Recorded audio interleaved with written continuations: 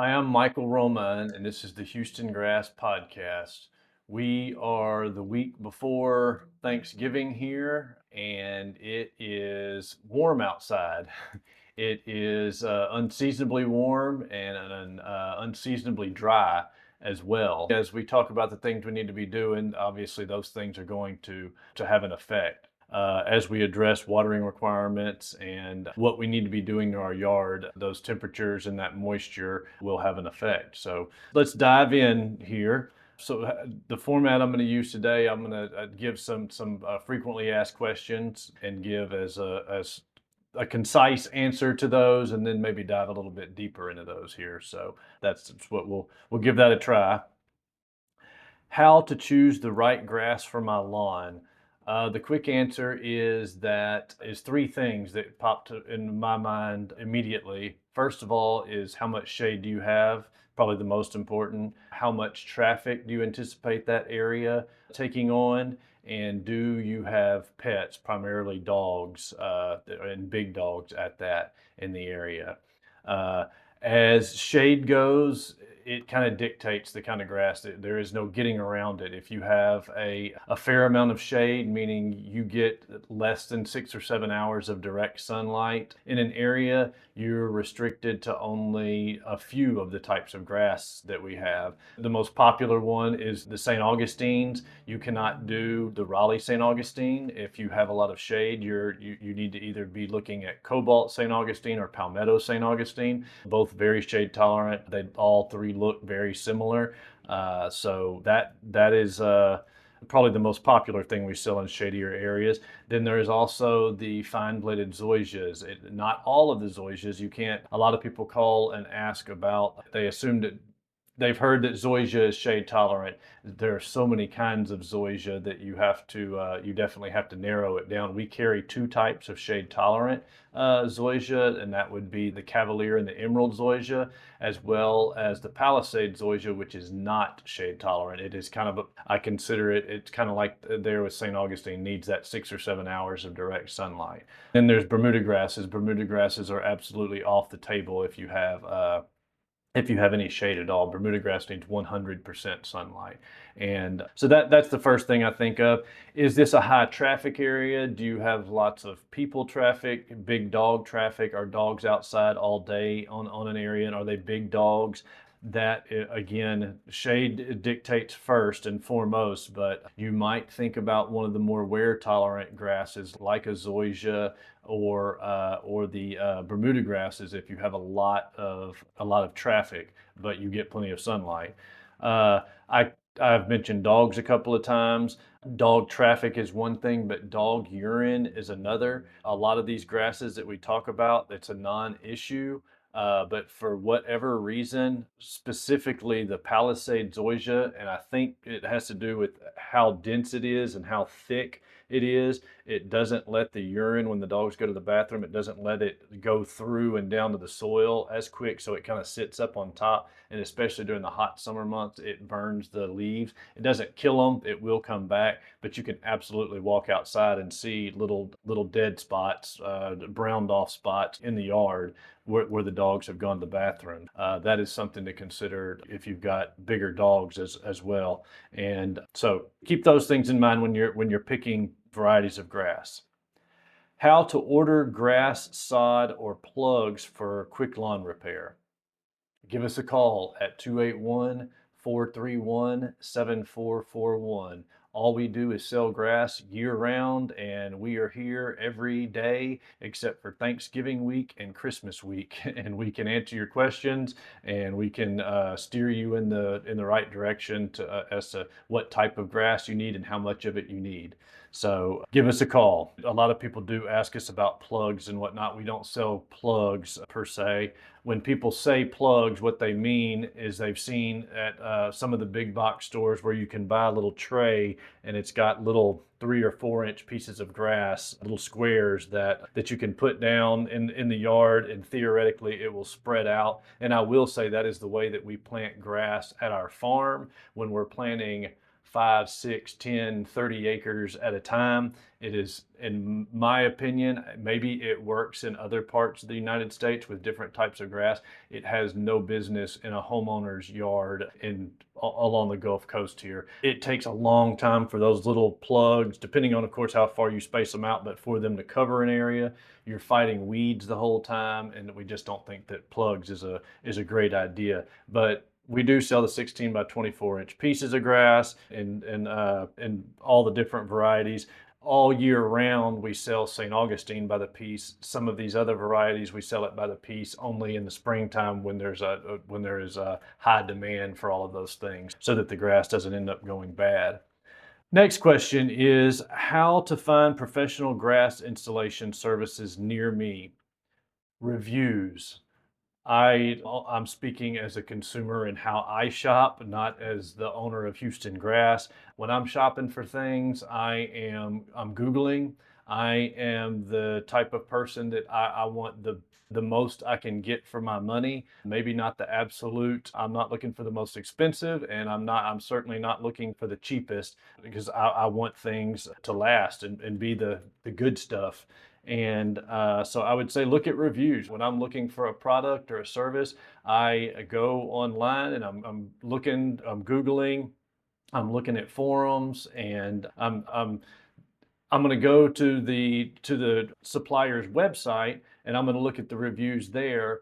But and I will say we collect a lot of reviews. About once a month, we send out an email to people that we do business with and ask for reviews, and we get a lot of them back. So you'll see that we have a pretty steady supply of stellar reviews. A lot of people take it on themselves to put us on Google reviews. We've been doing this a long time, and we do our job very well. The product we supply, we have said from day one, is second to none. So it's really easy to come up with those reviews. And when you're out there looking at grass, that's what I would do if I was looking for grass or any other thing like that. So next question is, why should I use a professional installer?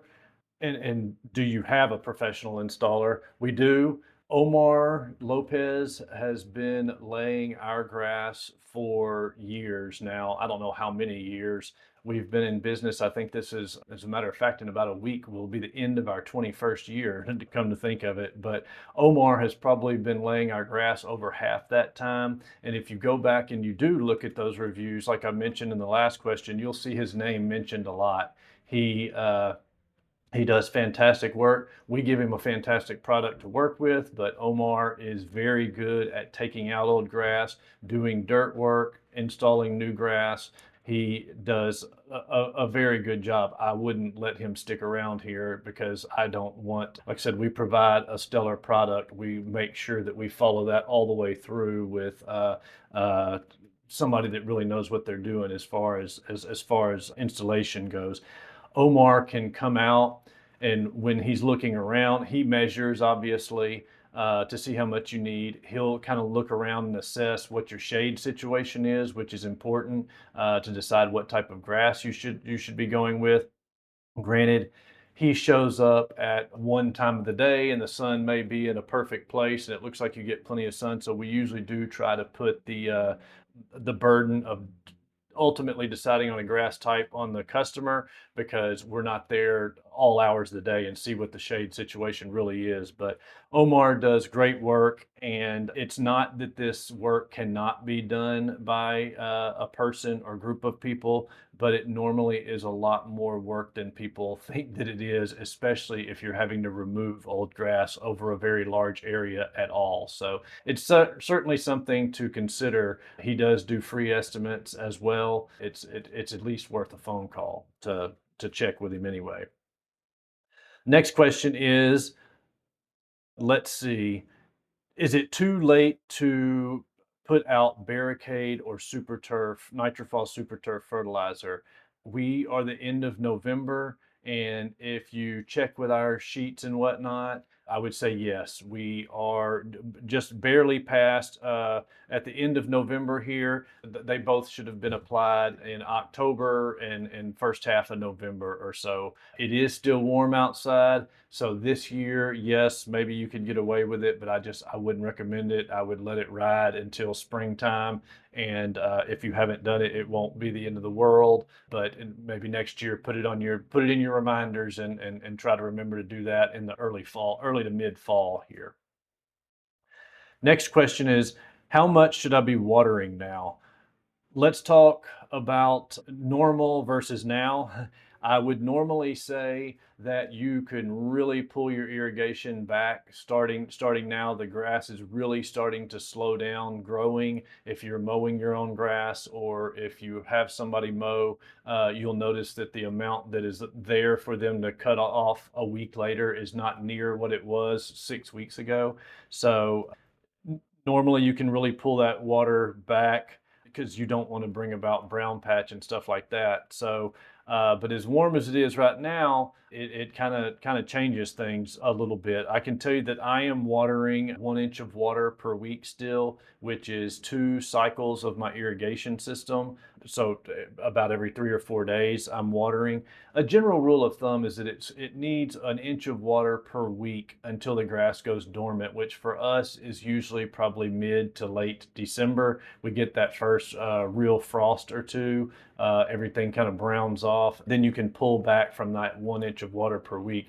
Usually in the fall, when the temperatures moderate and we're still getting kind of regular rains, you can start pulling that irrigation back to, you might get away with once a week or once every other week or something like that. But as dry as it is this year, I would say no. I can tell you that I'm still watering twice a week because we are getting zero help and have had zero help from Mother Nature for quite some time here. Can I install grass sod in December?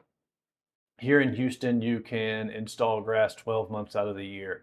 It is best to do in the fall and in the springtime. That's when the temperatures are still very moderate and you get the benefit of not having to water as much. All plants, trees, and everything, grass included, those 6 months out of the year, March, April, and May. I'd say it's October, November, December, but maybe September. Those more moderate temperature times of the year are great times to plant anything because it's not as stressful on it, and grass is definitely at the top of that list. So you can definitely plant grass here. We tell everybody 12 months out of the year. Ideal times are the times we just talked about, but there is not going to be a problem with planting grass. Now, granted, when that grass goes dormant, you are buying brown grass from us. The grass will lose its color and you're basically paying for a root system to cover up the dirt. As soon as everything else greens up in the springtime, so will that grass. But you're covering that dirt up out there. Say you've got a weak spot in the yard that needs to be fixed, or you buy a new house that doesn't have any grass. I would absolutely go ahead and cover that up with grass, even though it's dormant, to keep the weeds from germinating out there in it, and to cut back on erosion. If it rains real big, you don't lose all your dirt. I would definitely think about that. Just don't think that you're getting green grass in the middle of winter. It doesn't exist. That being said, my next question here, should I overseed or put ryegrass out on my lawn for winter? The short answer is we do not recommend it. When the ryegrass, that's what everybody puts out on their, when you're driving around and you see the medians or you see people's yards or businesses that are really green in the dead middle of winter and everything else is brown, they have overseeded with ryegrass. It's a seed you put out and it comes up with a little green sprout, and you put enough of it out there and it gives the impression of a solid green area. The problem is in our part of the world here, is that it lives from probably mid to late October when it usually kind of starts to cool off a little bit, and it lives till about May when it gets hot and the heat kills it. The problem is in the springtime, the ryegrass is still going strong and again until May, but then your St. Augustine or Bermuda or Zoysia or whatever you have is starting to try to come out, and it's looking for moisture and nutrients and all that in March, April, and you've got both those grasses jockeying for the same nutrients and the same moisture. So it can be really tough on your grass that is there all the time and that you're trying to take care of. So there is a place for it. If it's really important to have a green yard year round and to want, and you've got the want or need to have it mowed, or to mow it yourself year round, then you could certainly do it. We don't overseed at our farm, and we don't recommend that homeowners overseed either. So that is the questions I've got here today. If you've got additional questions, or want to pick our brain, or need some grass, whether it's pieces or pallets or whatever, for the next several months when the big box stores quit carrying grass because it's not a real popular item, please give us a call. We'll answer questions and we can supply you with whatever you need. Thank you for listening.